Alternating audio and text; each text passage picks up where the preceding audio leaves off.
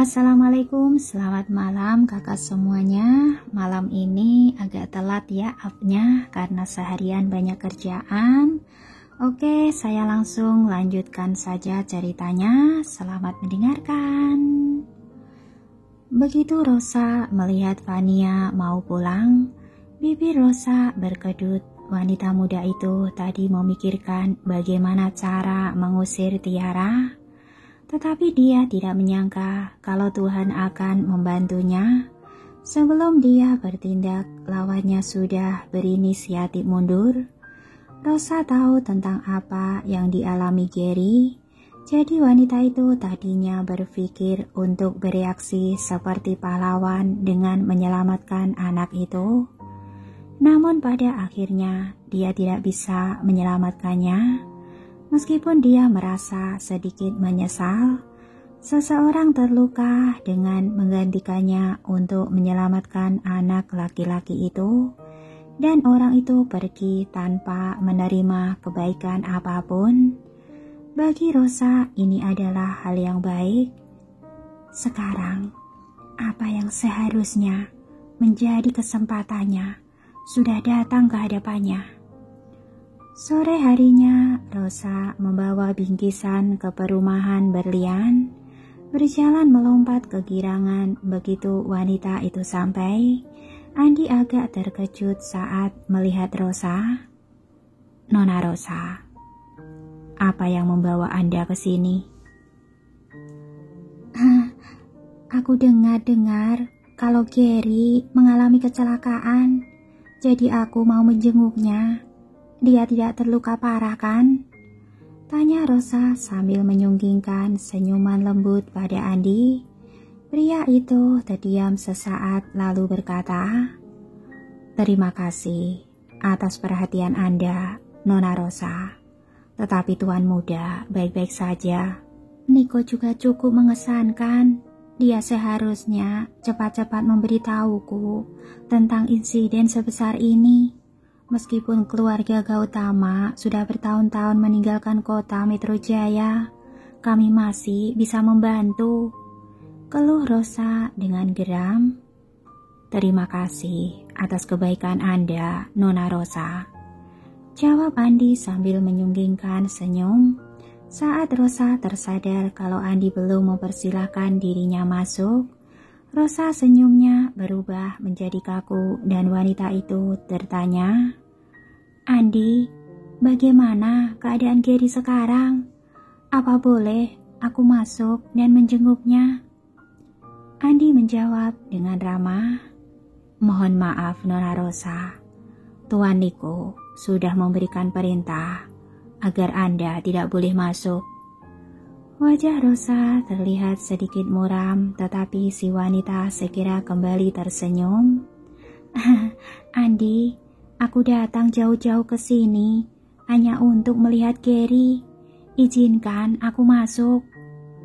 Begitu melihat Andi berdiri dengan tegas, menandakan kalau si kepala pelayan tidak membiarkannya masuk, dia merasa marah dan kesal.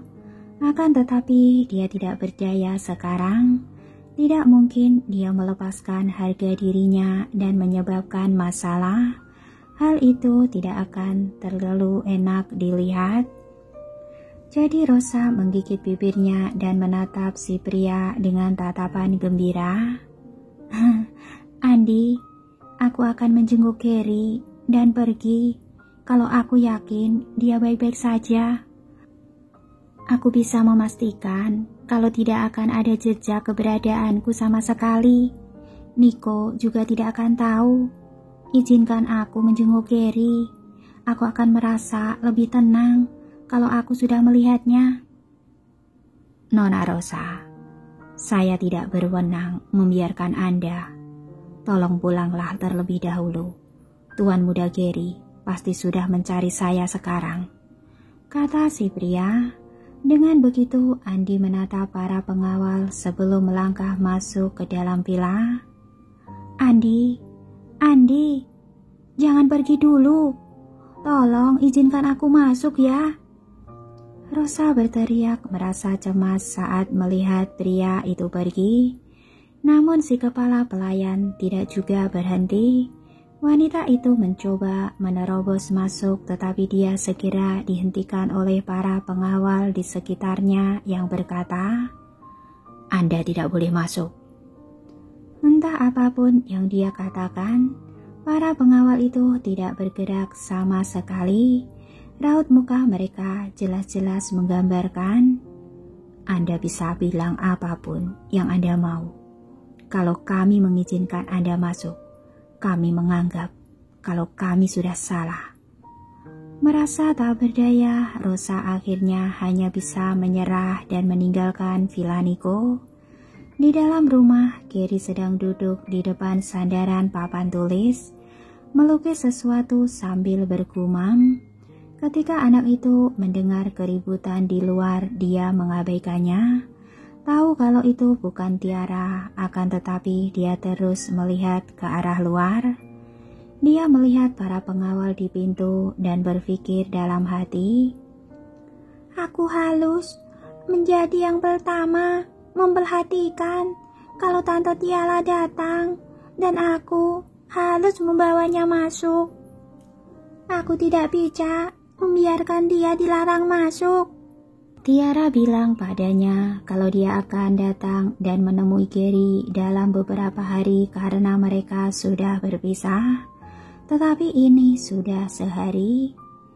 "Kenapa Tante Tiara belum datang juga?" Saat anak itu melihat Andi masuk, Gary mendongak dan bertanya, "Andi, apa kamu melihat Tante Tiara?" Andi menghela nafas. "Nona Tiara belum datang. Mungkin dia belum sembuh." Mata Gary memperlihatkan kekecewaan dan anak itu segera berhenti berbicara. Dengan sedih, dia mengambil pensil gambar dan mulai mencoret-coret di atas kertas gambar. Setelah langit berubah menjadi gelap, Niko akhirnya pulang kerja. Begitu mobilnya tiba di perumahan berlian, seseorang melompat ke arahnya. Pria itu mengerutkan keningnya tanpa sadar dan turun dari mobil hanya untuk melihat kalau itu adalah Rosa. "Niko."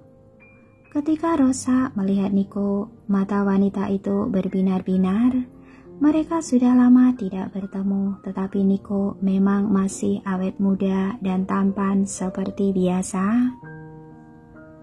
Masih sulit bagi Rosa untuk mengalihkan pandangannya dari Niko. Mata wanita itu berbinar-binar tak kala dia menatap si pria dengan tamak. Justru pria itu malah mengerutkan keningnya dengan tidak sabar dan bertanya dengan nada suara yang terdengar dingin, "Nona Rosa, apa yang Anda lakukan di sini?" Si wanita menatap Niko dengan sedikit sedih. "Aku sudah menunggumu di sini sepanjang sore. Aku dengar kalau Gary kecelakaan dan aku sangat khawatir.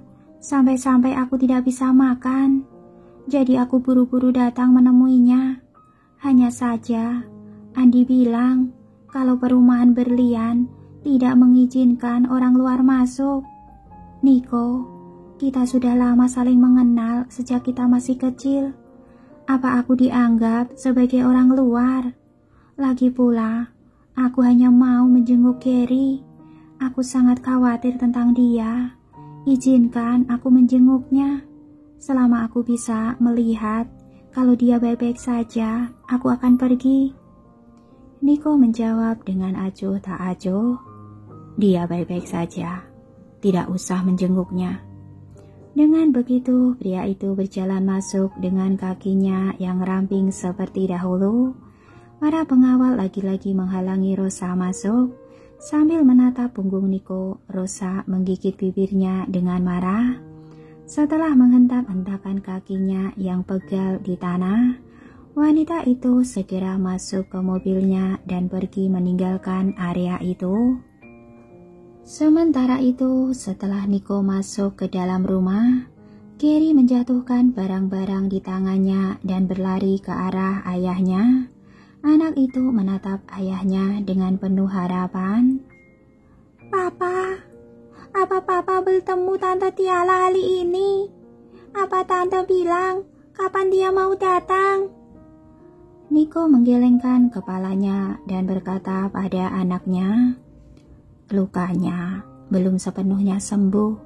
Setidaknya kita harus menunggu sampai lukanya sembuh sebelum dia datang. Namun, aku sangat merindukan Tante Tiara. Gary mengerjap anak laki-laki itu terlihat sedih. Ayah, mengingat Tante Tiara tidak bisa menemui kita.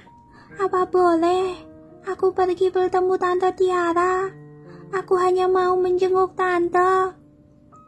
Tidak boleh. Niko langsung menolak. Air mata langsung membasahi mata Gary dalam sekejap dan anak itu terlihat sedikit kebingungan. Kenapa? Tidak boleh. Aku tidak akan mengganggu Tante.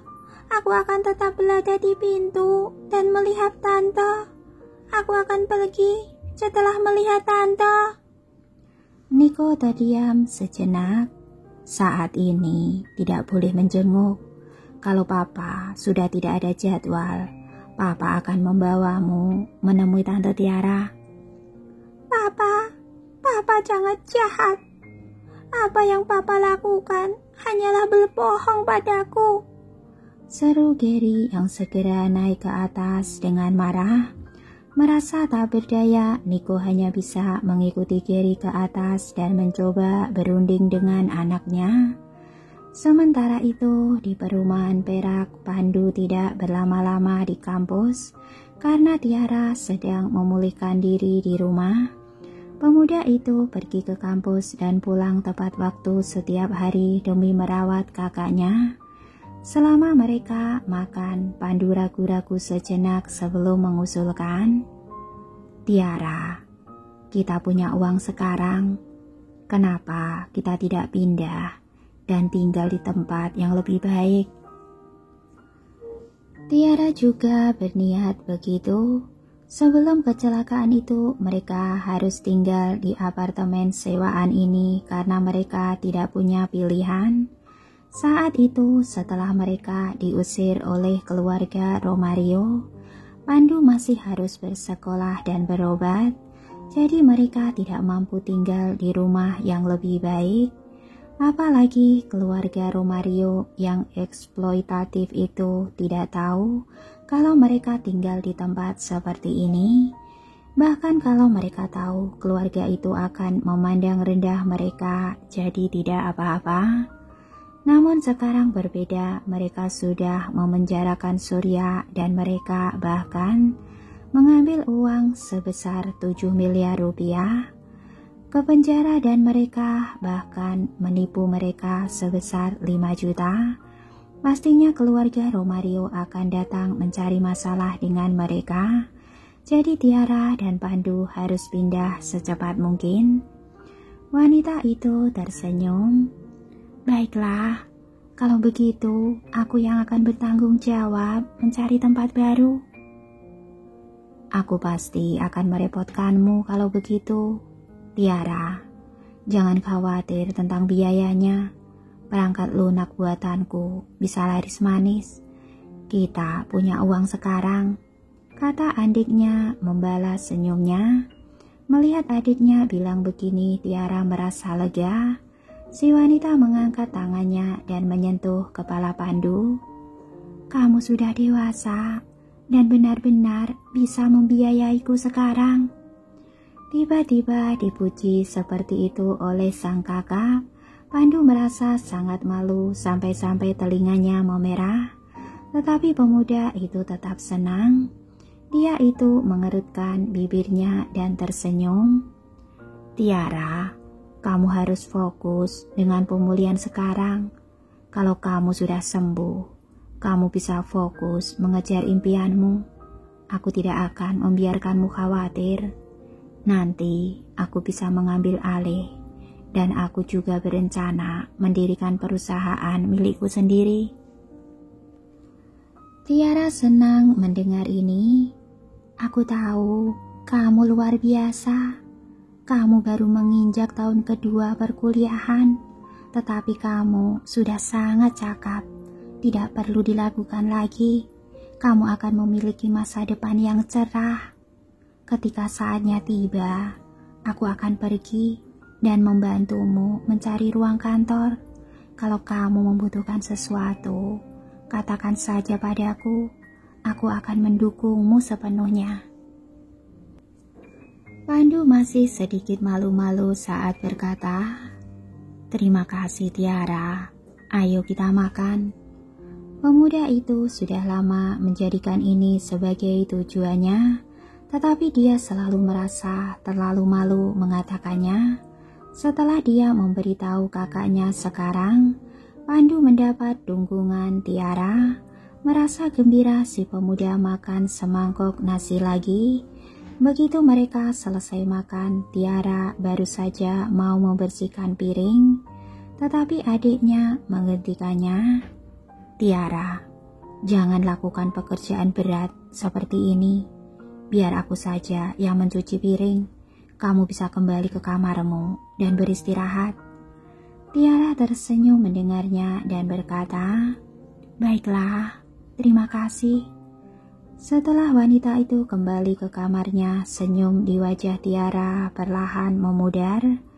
Walaupun membicarakan tentang masa depan dengan Pandu tadi membuatnya bahagia, si wanita merasa sedikit tersesat.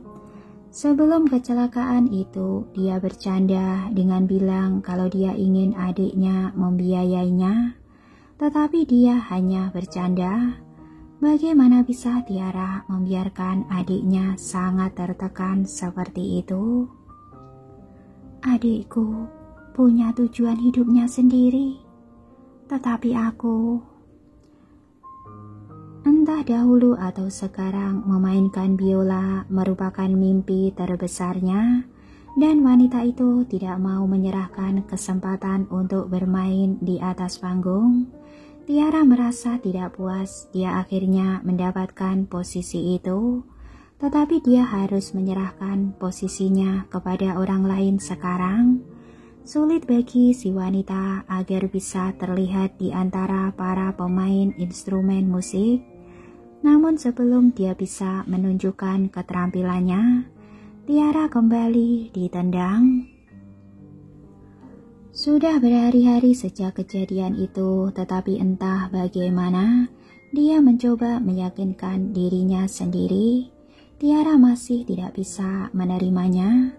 Suasana hati seperti ini membuatnya merasa seperti seseorang mencekik jantung dan paru-parunya, seolah-olah aliran udara tersumbat di jalur nafasnya, tidak bisa masuk ke dalam tubuhnya. Keesokan paginya setelah Pandu pergi ke kampus, Tiara berdandan dan berjalan keluar pintu. Dengan benak yang dipenuhi dengan kekhawatiran, wanita itu memanggil taksi dan meninggalkan rumahnya. Dia tidak memperhatikan kalau ada mobil Maybach yang diparkir di sisi jalan. Niko, pria yang berada di Maybach itu, tidak bisa menahan diri untuk tidak mengerutkan keningnya saat melihat si wanita pergi. Apa yang wanita ini lakukan? Lukanya belum sembuh, tapi dia sudah kabur. Pria itu bilang pada Bima dengan tidak sabar, "Nyalakan mobilnya, ikuti Tiara." Ada banyak pertanyaan di hati Bima. Pak Niko malah mengikuti Nona Tiara daripada pergi bekerja di kantor pagi ini. Apa yang terjadi? Namun asisten Niko itu tidak berani terlalu banyak bertanya. Sebaliknya tangan dan kaki Bima bertindak selangkah lebih cepat daripada otaknya ketika dia segera mematuhi perintah Niko, menembus lalu lintas dan mengikuti Tiara.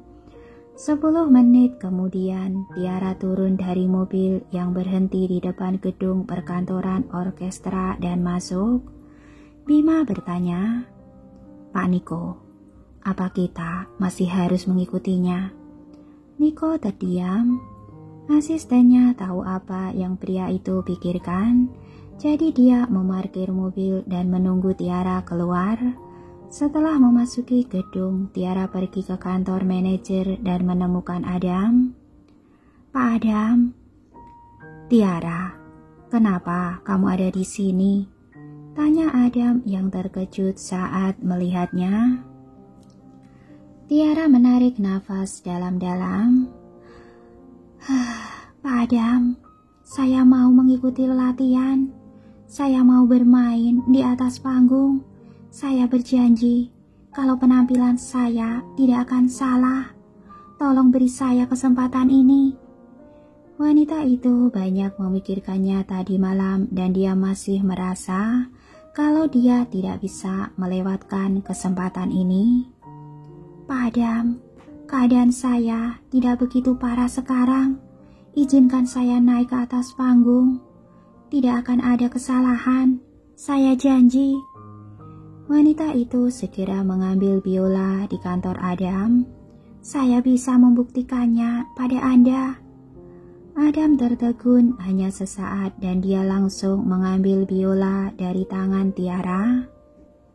"Tiara, kamu benar-benar keterlaluan. Sadarlah, apa kamu tidak bermain biola lagi ke depannya?" "Pak Adam, izinkan saya tampil. Tolonglah, saya hampir baik-baik saja sekarang," kata Tiara dengan suara yang melembut tetapi matanya tetap tertuju pada Adam. Mengingat pria itu ditatap oleh Tiara seperti itu, hati Adam melunak dan dia menjawab dengan lembut, "Bukannya aku tidak mau memberimu kesempatan. Ini juga demi kebaikanmu sendiri. Apa kamu tidak ingat apa yang aku katakan padamu hari itu? Tiara, kamu masih muda. Kamu baru berusia 20-an sekarang. Apa kamu tahu berapa banyak orang yang baru menjadi terkenal di usia 30-an dan 40-an? Kamu sudah melakukannya dengan baik di usiamu. Jadi jangan terburu-buru." Tiara tidak menjawab, tetapi wanita itu hanya berdiri saja di sana. Adam tidak tahu bagaimana lagi cara menghibur si wanita, jadi pria itu hanya bisa menepuk pundaknya.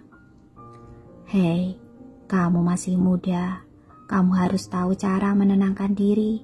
Pulanglah dan sembuhkan dirimu. Akan selalu ada kesempatan ke depannya."